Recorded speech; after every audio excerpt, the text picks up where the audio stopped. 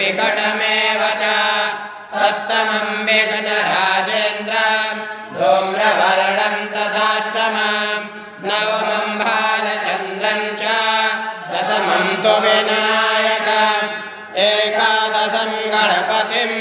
द्वादशं तु गजाननं द्वादशैतानि नामानि त्रिसन्ध्यं यः पठेन्नरः न च विघ्नभयं तस्य सर्वसिद्धिपरं विद्या ते लभते विद्या धना ते लभते धनं पुत्रा ते लभते पुत्रा मोक्षा ते लभते गते जपेत गणपते स्तोत्रं षड्दिनमासे फलं लभेत् संवत्सरेण सिद्धिं च लभते नात्र संशयः अष्टाभ्यो